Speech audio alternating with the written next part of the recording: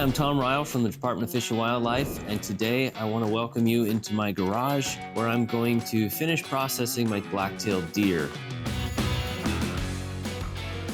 All right, now we've got a front shoulder. Once again, I want to kind of orient you to what you're looking at here. If I flex this leg, you can see this is obviously the foreleg, the front leg. The elbow is right here. Upper leg bone is here. The scapula or shoulder blade sits right in here. And in this particular deer, you can see my shot placement was really low and tight. Was actually through the top of the heart on this shot. But what's important to note here, especially with archery hunting, is there's the basically the knee. I would consider this, maybe it's the shoulder, I guess, shoulder bone. The knee would be down here, but the scapula lays here. You've got this heavy leg bone that lays right in here, and your heart-lung kill zone is right here. When you're aiming, you want to aim kind of right where this little spot is, because that gives you the most margin of error around that.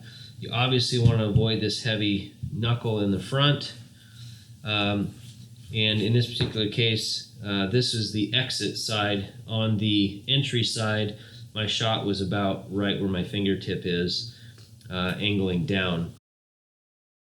Done a lot of different things with front shoulders, but for me, it's all going to be ground into ground venison, which I can then use to make sausage, pepperoni sticks, etc. So all I'm going to do is essentially remove the meat from the bones and then trim that up for burger, with the exception of the lower shank. So this shank, I will show you what I do there.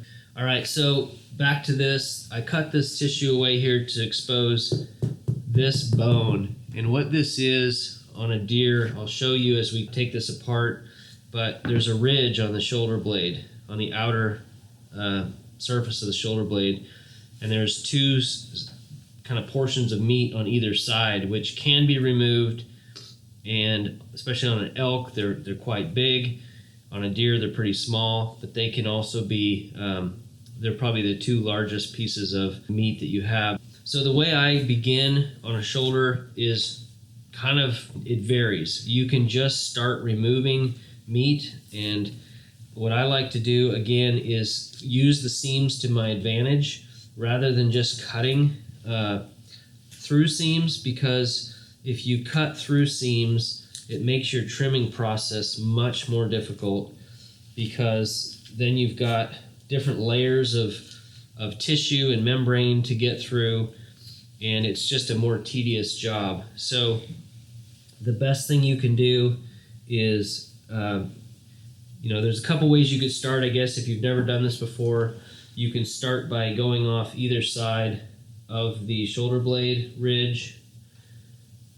This is not a bad place to start, because you're going to do this anyway. And then if you just lay your knife over, basically that bone goes like that. So once you come straight down, then you've got to turn your knife and come out toward you. And what I tend to do is, on a shoulder, is I come at this multiple ways from multiple angles, and I kind of work it all at the same time. And hopefully you'll see that in my process here, where I don't really finish any particular cut at any particular time. It kind of comes down to how everything starts to come apart.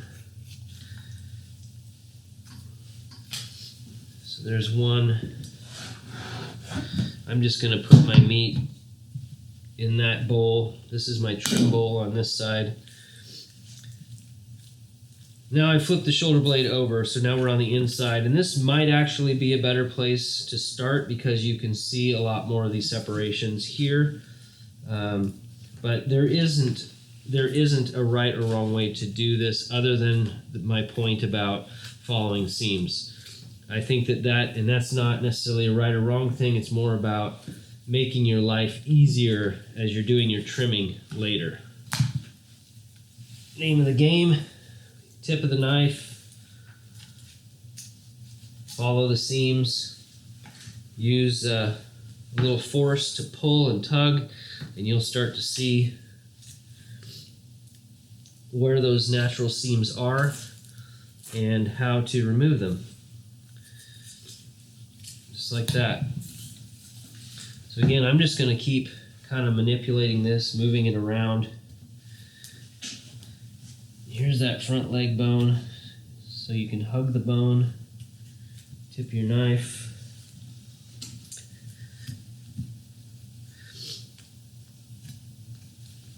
Apologize for all the sniffing. I'm out in my garage. It's very cold, and I've been at this for a while. So that's kind of the name of the game. I find it therapeutic, actually.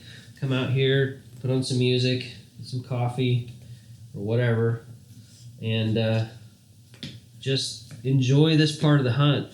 You know, that for me, harvesting an animal is pretty serious business, obviously. And I like to own the entire process from field to table.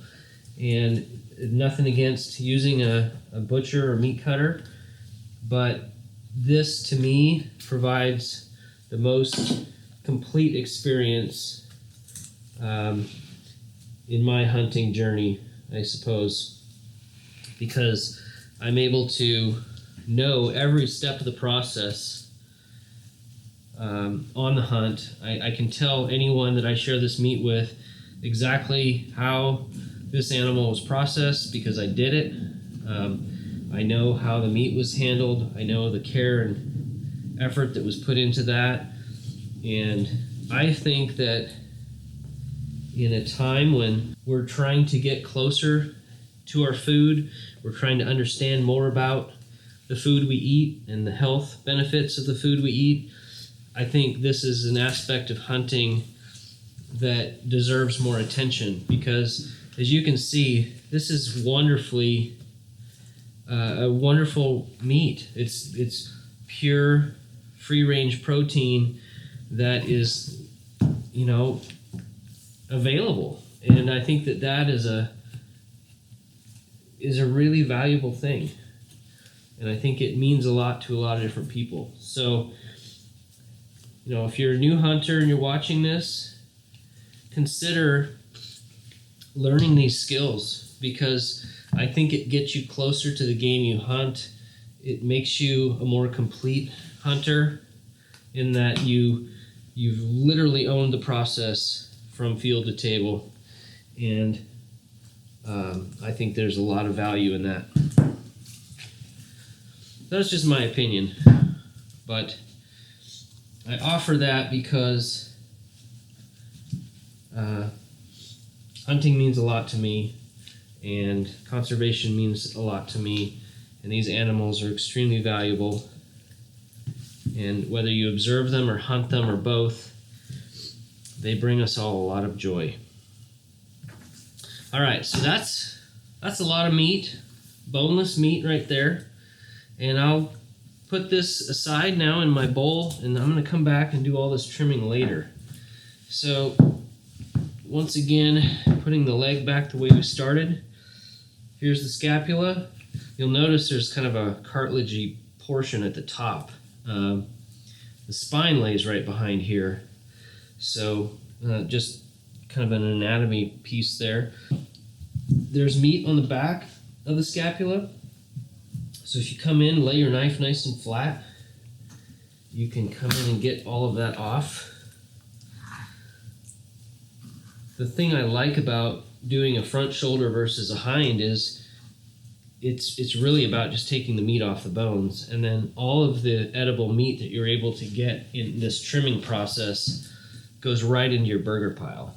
So you don't have to be precise. You can come back in here like I'm doing now and pick off and get more meat off these bones, and it all adds up. Ounces turns into pounds. So don't overlook the smallest piece of meat. If it's a nice piece of red edible meat, then remove that from the bone, remove that, and trim it up. Add it to your burger pile. Right here, right along this, you can get a little more off of there. So that's the name of the game. So now this is the shank as I was talking about. This is a very weird, complicated joint in here. So it takes a little finesse to do this. And honestly, the first time you do it, you're probably just going to have to dive in and figure it out. Because it's not, you can use a bone saw, like a butcher saw or a bone saw, and just cut through this. Well, this is certainly an option.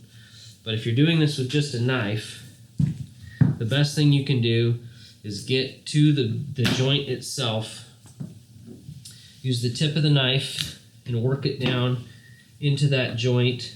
And a lot of times if you put that pressure on the joint in the opposite direction, you can get it to kind of pop.